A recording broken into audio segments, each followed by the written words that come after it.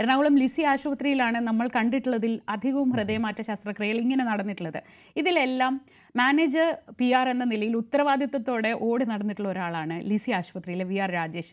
ഹൃദയാരോഗ്യ വിഭാഗമാണ് രാജേഷ് അവിടെ കൈകാര്യം ചെയ്യുന്നത്. ഹൃദയം അടങ്ങിയ ആ നീലപ്പെട്ടി നമ്മൾ എപ്പോഴും കാണാറുണ്ടല്ലോ, ആ നീലപ്പെട്ടി ഏറ്റുവാങ്ങുന്ന ആൾ.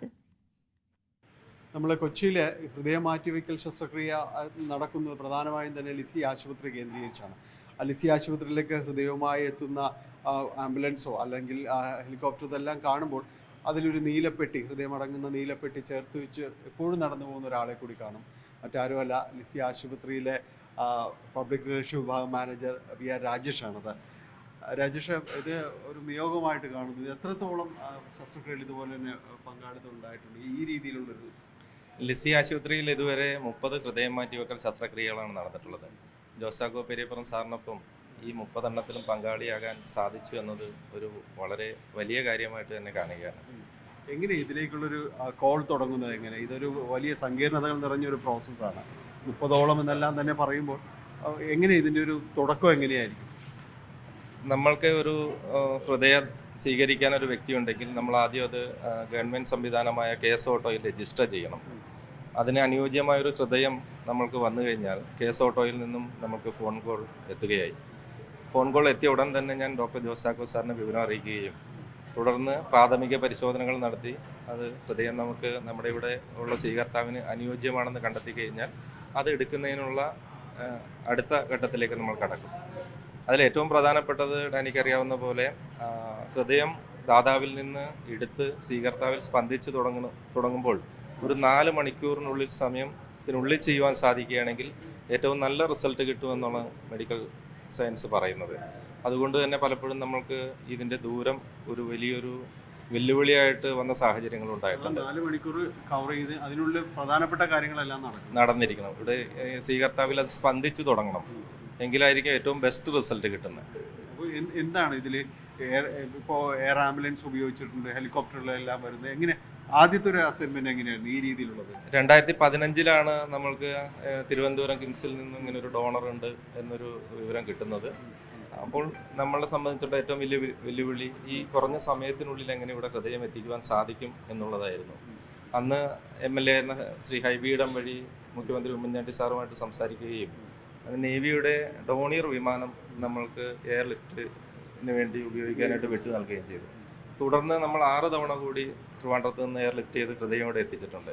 ഈ 6 എണ്ണത്തിലും നമ്മുടെ ബഹുമാന്യനായ മന്ത്രി ശ്രീ P. രാജീവ് സാർ, അദ്ദേഹം നമ്മുടെ മുഖ്യമന്ത്രി പിണറായി വിജയൻ സാറുമായിട്ടെല്ലാം സംസാരിച്ചു. 6 തവണയും നമ്മൾക്ക് എയർലിഫ്റ്റ് ചെയ്യാൻ 5 തവണ ഹെലികോപ്റ്ററും 1 തവണ ഇതുപോലെ തന്നെ ഡോണിയർ വിമാനവും നമ്മൾക്ക് അറേഞ്ച് ചെയ്ത് തന്നിട്ടുണ്ട്.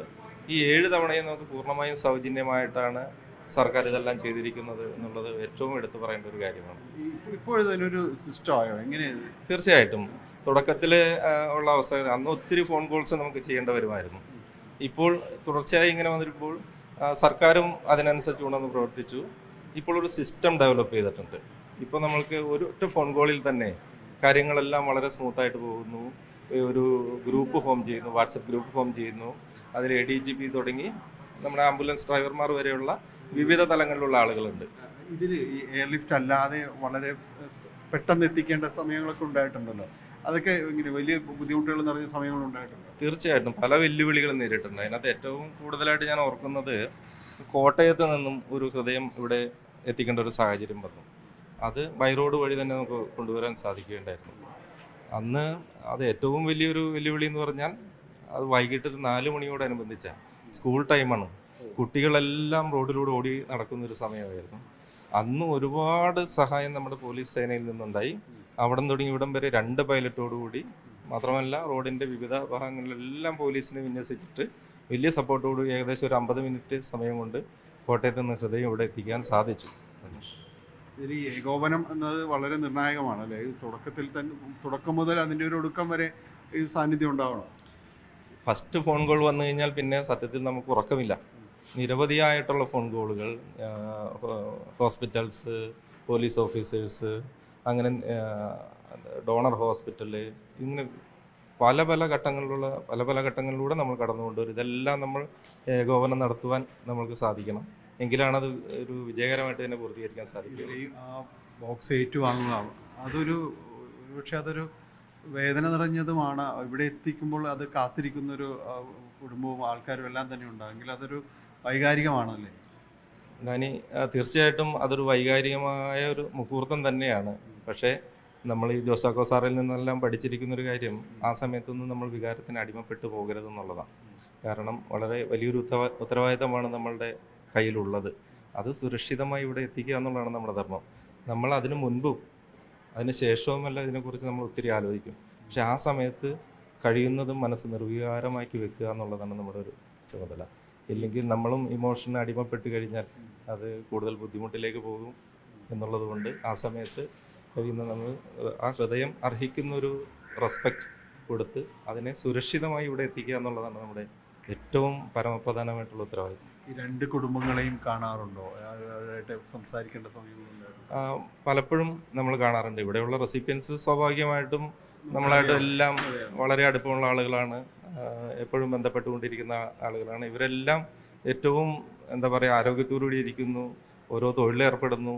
ഇതെല്ലാം നമുക്ക് വളരെ ഒരു ചാരിതാർത്ഥ്യം നൽകുന്ന ഒരു കാര്യമാണ്. അത് കാണുമ്പോഴാണ് നമുക്ക് ഏറ്റവും സന്തോഷം വരുന്നത്.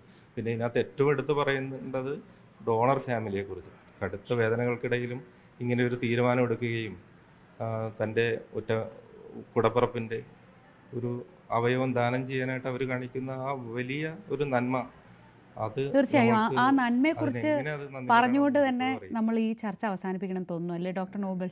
ഒരു കാര്യം കൂടി രാജേഷ് പറഞ്ഞതിനായിട്ട് കുട്ടിയെ ആ നീലപ്പെട്ടി കാണുമ്പോൾ ഏറ്റവും ഇങ്ങനെ ഉണ്ടാകുന്ന ദാതാക്കളുടെ കുടുംബങ്ങൾക്കാണ്. കാരണം ഞങ്ങൾ കഴിഞ്ഞ പ്രാവശ്യം ആ കിംസിൽ നിന്ന് ആ ബ്ലൂ ബാഗുമായിട്ട് ആൾക്കാർ പോകുമ്പോൾ ഒരു ഭയങ്കര വിങ്ങലോടുകൂടിയാണ് ഐസക്കിൻ്റെ ബന്ധുക്കൾ അതിനെ കണ്ടിരിക്കുക. എന്നിട്ട് എൻ്റെ അടുത്ത് ചോദിക്കുക, ഡോക്ടർ ഇത് ഒരു ജീവിക്കുമല്ലോ, അതായത് ഞങ്ങൾക്ക് ആഗ്രഹം ഇവരെല്ലാവരും ജീവിക്കണം, ഇത് മറ്റുള്ളവരിൽ ഹൃദയമിടിപ്പ് ഉണ്ടാകണം, വൃക്ക വരയ്ക്കണം, കരൾ വരയ്ക്കണം, ഭയങ്കര ആശങ്ക അവർക്ക്. പിന്നെ അതിൻ്റെ അമ്മ പറഞ്ഞ റിക്വസ്റ്റ്, അവൻ ഫോട്ടോഗ്രാഫറാണ്, അവൻ്റെ കണ്ണുകളിലൂടെ ഇനി വേറെ ആൾ കാണണം പ്രകൃതി. അതൊക്കെ നമ്മൾക്ക് ഒരിക്കലും അത് എങ്ങനെ അമ്മേനെ നമുക്ക് ആശ്വസിപ്പിക്കണമെന്നല്ല. എത്ര പോസിറ്റീവായിട്ടാണ് അമ്മ പറയുന്നത്, ഡോക്ടർ ആ രണ്ട് കണ്ണുകളും മറ്റുള്ളവർക്ക് പ്രകൃതിയെ കാണാൻ പറ്റുമല്ലോ, അവൻ്റെ ഛായാചിത്രങ്ങളിലൂടെയും അവൻ്റെ ഫോട്ടോഗ്രാഫിലൂടെയാണ് ഞങ്ങൾ പ്രകൃതിയുടെ മനോഹാരിത അറിഞ്ഞത്, ഇതുപോലെ തന്നെ നിലനിൽക്കണമെന്നുള്ള ആഗ്രഹം. അപ്പോൾ ഈ ആഗ്രഹത്തിനെയാണ് നമ്മൾ എത്ര മഹത്വവൽക്കരിച്ചാലും നമുക്കൊരിക്കലും സന്ദേശം. ശരിയാണ്. ഇനിയും എനിക്ക് ചോദ്യങ്ങളുണ്ട്, പക്ഷേ എനിക്ക് തോന്നുന്നത് ഇതാണ് പെർഫെക്റ്റ് സ്ഥലം നിർത്തേണ്ടത്. അതുകൊണ്ട് ഞാൻ ഇവിടെ നിർത്തുകയാണ്. ഡോക്ടർ, ഒരുപാട് ഏറ്റവും ഒരു ജീവൻ രക്ഷിക്കാൻ കഴിയുക, അല്ലെങ്കിൽ ഒരു പുതുജീവൻ നൽകാൻ കഴിയുക എന്ന് പറയുന്നത് നമ്മുടെയൊക്കെ വിശ്വാസപ്രകാരം ഒരുപക്ഷെ ദൈവത്തിന് മാത്രം കഴിയുന്ന ഒന്നാണെന്നാണ് നമ്മളൊക്കെ പറയാറുള്ളത് വിശ്വാസികളെ സംബന്ധിച്ച്. അതല്ലെങ്കിൽ അത് ഒരു വലിയ ബയോളജിക്കലായി നടക്കുന്ന ഒരു വലിയ വിസ്മയമാണ്. പക്ഷേ അങ്ങനെ അല്ലാതെയും അത് ചെയ്യാൻ കഴിയും. അത് ശാസ്ത്രത്തിൻ്റെ വലിയൊരു വളർച്ചയാണ്, ശാസ്ത്രത്തിൻ്റെ ഏറ്റവും വലിയ നേട്ടമാണ്. അത് ചെയ്യാൻ കഴിയുമെങ്കിൽ നമ്മൾ ഒരിക്കലും അതിൽ നിന്ന് മാറി നിൽക്കരുത്. നമ്മൾ മലയാളികൾ ഏറ്റവും പ്രബുദ്ധരാണ്, അത് വിദ്യാഭ്യാസപരമായും സാംസ്കാരികമായും. അപ്പോൾ കൂടുതൽ പേർ അവയവദാനത്തിലേക്ക് മുന്നോട്ട് വരികയും കൂടുതൽ പേർക്ക് ജീവിതത്തിലേക്ക് തിരിച്ചു വരാനുള്ള അവസരം ഒരുക്കുകയും ചെയ്യട്ടെ എന്ന് മാത്രം ആശംസിച്ചുകൊണ്ട് നമുക്കിവിടെ നിർത്താം. ഇതുമായി ബന്ധപ്പെട്ട് ഒരുപാട് തെറ്റിദ്ധാരണകളുണ്ട്, അല്ലെങ്കിൽ വിവാദങ്ങളുണ്ട്. അതൊക്കെയും ഇതിൻ്റെ മറുവശങ്ങളാണ്. അതും നമ്മൾ വരും മണിക്കൂറുകളിൽ നമുക്ക് വാർത്തകളായി തന്നെ നമുക്ക് ചർച്ച ചെയ്യാം. വളരെ നന്ദി ഡോക്ടർ നോബൽ ഗ്രേഷ്യസ്. ഈ ഒരു മുന്നോട്ട് പോക്കിൽ കൂടുതൽ സക്സസ്ഫുൾ ആയിരിക്കാൻ കഴിയട്ടെ എന്ന് മാത്രം ആശംസിച്ച് നിർത്തുന്നു. Thank you so much. Thank you. ഹൃദയപൂർവ്വം ന്യൂസ് 18 നന്ദി. വേൾഡ് ഹാർട്ട് ഡേ തന്നെ ഈ ഒരു ടോപ്പിക് എടുത്തതിന് എത്ര നന്ദി പറഞ്ഞ് എനിക്കറിയത്തില്ല. ന്യൂസ് 18 ഇനിയും ഇതുപോലെ വാർത്തകൾ കൊണ്ടുവരട്ടെ, ആൾക്കാർക്ക് വിശ്വാസം ഉണ്ടാകട്ടെ അവയവദാന പ്രക്രിയയിൽ. Thank you doctor.